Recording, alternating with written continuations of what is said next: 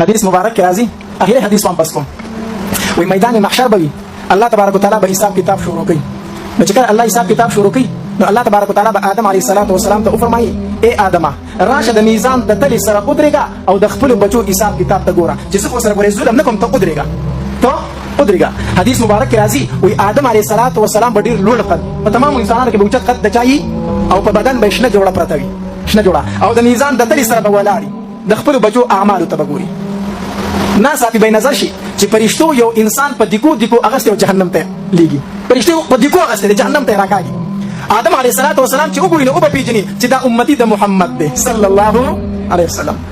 نو آدم علیه السلام به آواز وکړي یا محمد اے محمد زما بچی چېرته یې نبی علیه السلام به جواب ورکړي لبیک یا ابوالبشر ای د بندګانو پلاره حاضر یم د بندګانو پلاره آدم علیه السلام به ورته وفرمایي ستا امتي فرشتو جهنم ته روان کړی دی که څه کولی شي نو وکړه حدیث مبارک کې راځي وایي نبی علیه السلام به دې فرشتو ته وایي چې دا زما امتي دي دې پرېږدوئ دې څه کوي پرېږدوئ فرشتې به ورته وایي موږ ته د الله د طرف نه حکم شوی دی موږ د الله د حکم تابعدار یو موږ به دې جهنم ته بیایو موږ دې نه پرېږدو نبی علیه السلام به ورته منت کوي خو فرشتې موږ د الله د حکم تابعدار یو د جهنم فیصله شوې ده حدیث مبارک کې راځي چې نبی علیه السلام کله داسې مایوسه شي د هغې نه که نه نو داسې به راوګرځي او د الله د عرش ته به ګوري حدیث مبارک کې راځي دا ګیره به نبی علیه السلام داسې په دې موټي کې ونیسي دا د عربو عادت دی که نه چې کله دوی خفه شي او په سوچ کې پرېوځي دا ګیره په موټي کې ونیسي او داسې ودرېږي نو نبی علیه السلام به د خپله ګیره مبارکه داسې په موټي کې ونیسي او د عرش ته به ګوري الله تبارک وتعالی به جبرئیل علیه السلام راولېږي زما محبوب ته ووایه چې ولې خفه ولاړ دی په څه سوچ کې ولاړ دی نبی علیه السلام به وفرمایي الله تا را سره واده کړې وه چې ستا د امت متعلق به زه تا نه شرمنده کوم الله تا را سره واده کړې وه چې ستا د امت متعلق به زه تا نه شرمنده کوم الله د دې لپاره کومه رسوایي تو ته منت کومه چې پرېږدئ او هغوی نه پرېږدي جهنم ته غورځوي الله دا څومره رسوایي ده زما الله تبارک وتعالی به فرشتو ته حکم وکړي دا سړی واپس دې څه کوي واپس کوي او راولئ د ده اعمال دوباره وتلی د ده اعمال څه کوي دوباره وتلی نبی علیه السلام ته الله تبارک وتعالی فرمایي زما محبوبه ته خفه کېږه ما زما په عدالت کې ظلم نشته چې نیکۍ کوي جهنم ته به ځي چې نیکۍ زیاتې نه چېرته به ځي جنت زما په عدالت کې نن ظلم نشته حدیث مبارک کې راځي نبی علیه السلام به په خپله تلې ته ودرېږي او د دې ګناهګار امتي اعمال به تللی کېږي نو چې کله اعمال وتللی شي بیا نیکۍ سپکې او ګناهونه زیات زموږ خو دا حال دی که نه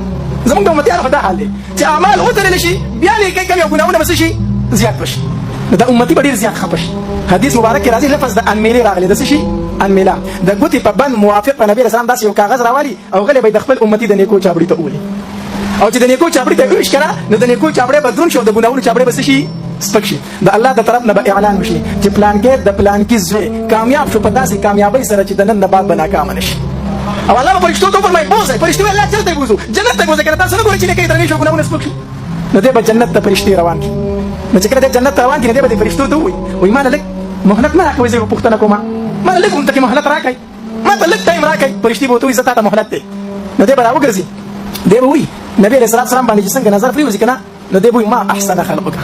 ما احسن وجهک والله څومره ښکلې ښایسته پیدا کړی والله څومره ښکلې مخ در کړی دی من انت ته څوک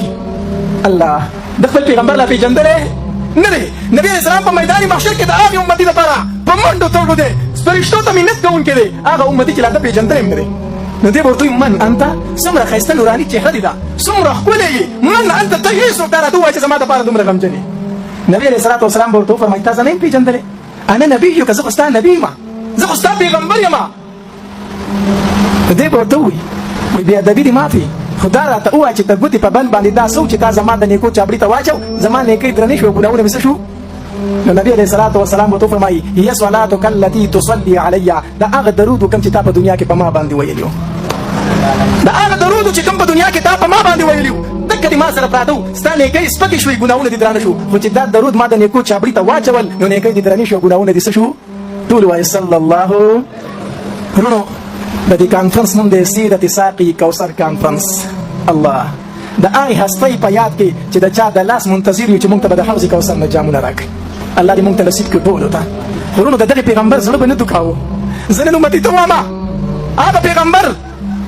چې هغه معراج ته تلو لومبۍ ته امتي نوم اخیستی دی هغه پیغمبر چې د ځنکدن په وخت کې الله ته درخواست کوي الله د ځنکدن سخته په ماته خو زما امتي ته یې مه پرېږده هغه پیغمبر چې هغه په جنت کې به تر هغې پورې قدم کېنږدم تر څو مې چې خپل امتیان د ځان نه مخکې جنت ته نه دي داخل کړي زه نن دې امتي ته وایم